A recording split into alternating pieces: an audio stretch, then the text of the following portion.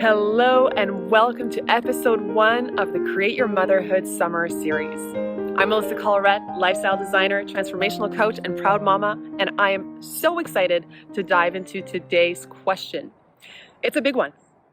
And, I contacted one of my former clients to just see if she had something that she would want me to dive into. She's been part of my support and cheer squad since I've shared the vision for Create Your Motherhood and my desire to support aspiring mamas to proactively prepare for this incredible role, to build their confidence and start seeing that the mother is something that is within that can just be expressed out into the world. So she got back to me, and her question, I was like, well, we're gonna go there. We're gonna start with that. So she wrote, what I'm wondering is what to do when you're more on the hopeless side of things. Fear is creeping in. What if I don't meet someone, etc. I've totally been there. I've totally been there where I have felt like, is this even going to happen? Will I ever be a mom? Or even will I even meet someone? I was single for a lot of my adult life, and it took me a long time before I met Alex, the father of Alicia Rose, my daughter. And I often sat in the fear. And what I wish someone had told me before was that it was beautiful. I often felt alone in my desire for becoming a mom, in the sense that I kind of grew up thinking that the formula to becoming a mom was that I had to be a good girl, get good grades, go get a university education, get a good job. At the time, I thought I'd be a lawyer, meet a guy, get married, buy a house, and then babies would come. I wasn't taught how to talk about my desire to become a mom. It was kind of something, if I brought it up, that was often brushed aside. I'd often get feedback like, oh, don't worry about that. Oh, you got plenty of time. Focus on your career. Don't worry about the guy. But what I recognized when I really started proactively looking at my desire instead of brushing it off is that I could actually prepare myself to call in a partner.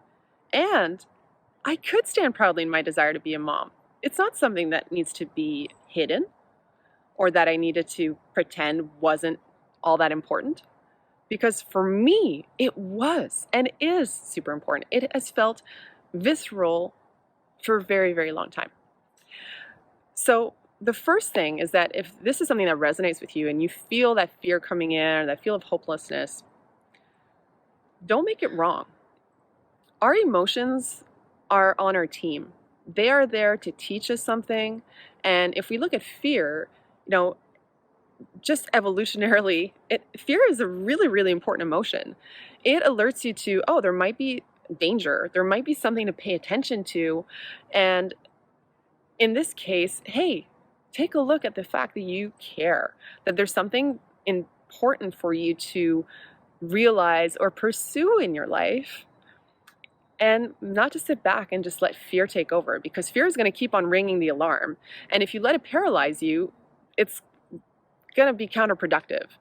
So what I would first invite you to do is, one, be so gentle and loving and notice what the emotions of helplessness or fear might be trying to offer you as a gift, as guidance, as a message. If you're feeling hopeless, the other side of hopelessness is hope. If you're feeling fear, the other side of fear is love. So what are the two sides of the coin? Now, that being said, I just want to take a look at my notes so I don't stray too much.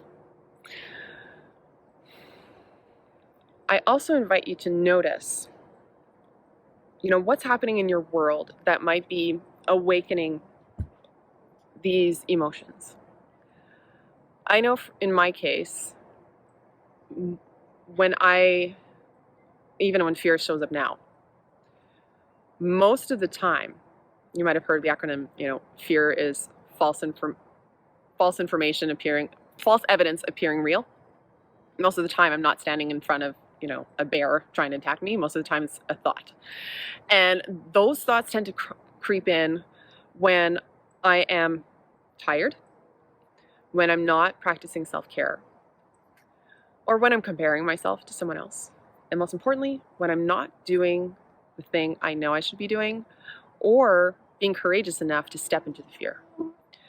So courage comes when you step into the fear and really look at it, and when you really be with it, instead of letting fear feel almost like a bully, being like, okay, fear, I hear you, I see you.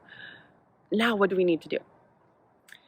So if your fear or feelings of hopelessness are actually a reflection of your desire to call in a partner, or if you're in a relationship, to elevate your relationship and to become a mom, then see that as a gift, and then ask yourself, okay, this is showing me that I care about this.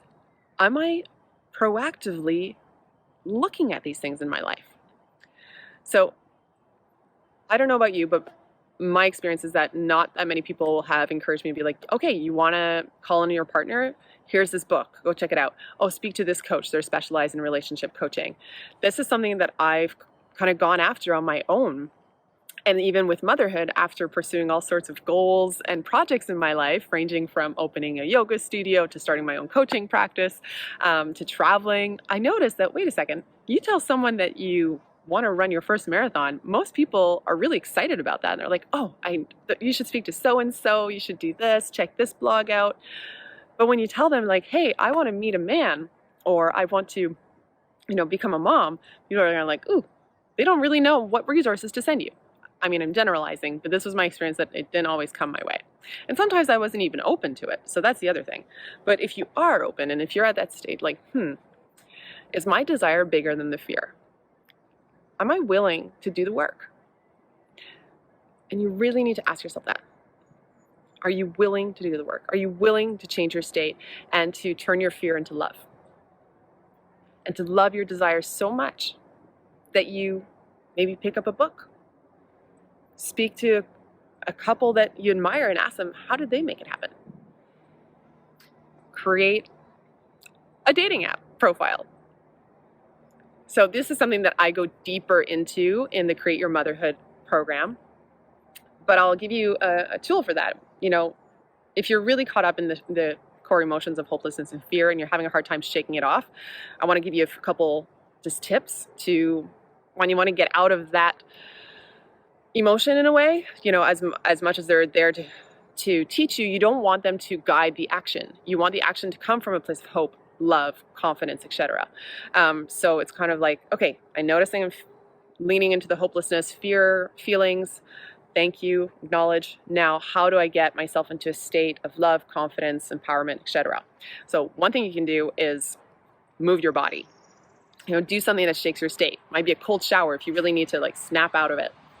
Now, if you're pretty deep in those feelings and it's been going on for a while, I would encourage you to get external support, be it in the form of a therapist or a coach or a dear friend that can really listen to you and be a space for your greatness to shine through, and not just your fear or your hopelessness. So you really also need to be mindful that you don't do it all on your own when there's resources, people like me, and there's plenty others. If you want resources, I can share those with you.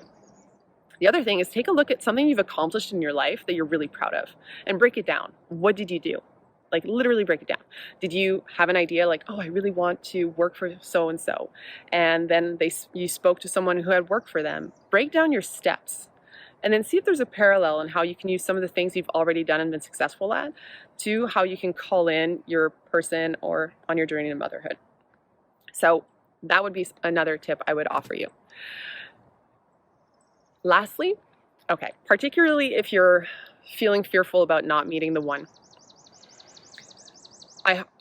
I'm a huge advocate for the Calling in the One work by Catherine Woodward Thomas. You'll probably hear me refer to this book over and over throughout the summer series and even in the Create Your Motherhood program. Check it out. For me, doing that that program via book form was life-changing. It really allowed me to reconnect to the relationship with myself, fall in love with myself. And even before I picked up that book, I made a conscious decision that I wanted to call in my person and that I wanted to become a mom. And I put my personal life ahead of my professional goals. So I invite you to look at your calendar. Is there space in your life right now to really put your priorities there? Because if you're filling up your time with things that are out of alignment with your desire for partnership and motherhood, it's going to be difficult. So this might be a beautiful opportunity for you to put your foot down and say, okay, what are my priorities for this year, the next 2-3 years, 5 years? The timeline is for you. You know, I got to a point where I was no longer interested in dating just to date. I wanted to meet a partner to build my life with, to start a family with. And when you get really clear on that decision, then there's just certain things that you got to let go of that just no longer fit. And again, this is something we can go more deeply into. You got to ask yourself, are you willing? And what do you need to let go of so that there's space in your life to bring in what you want? Oh, okay. I'm going to just recap a few of the points that we covered, and I'm going to leave that there because this is a topic we can go more deeply into. I'd love to know what resonates with you, and if there's something you would want me to elaborate on, I will gladly do so. So, first and foremost, if you're feeling that hopelessness, fear creeping in, acknowledge the emotion. Don't make it wrong. See that your emotions are on your team. So, the fact that you're acknowledging it is number one. 2, again, your emotions are on your team. They're there to alert you to something and to provide a gift, information, lesson. Check it out. There's 2 sides to the coin. Fear, love. Hopelessness, hope. So what's on the other side of fear? What's on the other side of hopelessness? You might want to journal that. Notice what activates, triggers, or awakens those feelings. They might be people, places, states. I mentioned, feelings of fatigue. It might be when you're not doing something, when you are doing something. It might be someplace in your cycle. So just start noticing if there's patterns, and that awareness might already make a shift. But again, this is something we can go more deeply into. Lean into the fear. Courage comes when you face your fear and take action. So lean into it. Notice.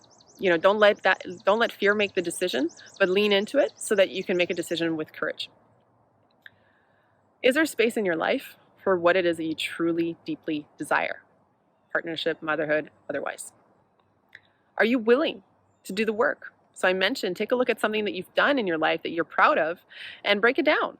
And what are certain things that you did to achieve that goal or that way of being that might support you on your journey to partnership and motherhood? And what would you need to let go of? Now, beyond all of this, have fun. Offer yourself some grace. Dance. Take a few deep breaths. You're doing great. Thank you so much for being here for episode 1. Leave a comment below with what landed. Share this with someone that you love and that could benefit. And I will see you in episode 2 next week. Much love. Bye. Oh, also, if you got a question that you want me to tackle, you can send it to me via email, info@melissacollerette.com. Shoot me a DM on Instagram @melissacollerette. Leave a comment below. Anything that's coming up, I'm also going to be taking your feedback so I can really address your core concerns, thoughts, and processes. Otherwise, I will be coming to the table with elements and aspects of the Create Your Motherhood process. Okay, much love.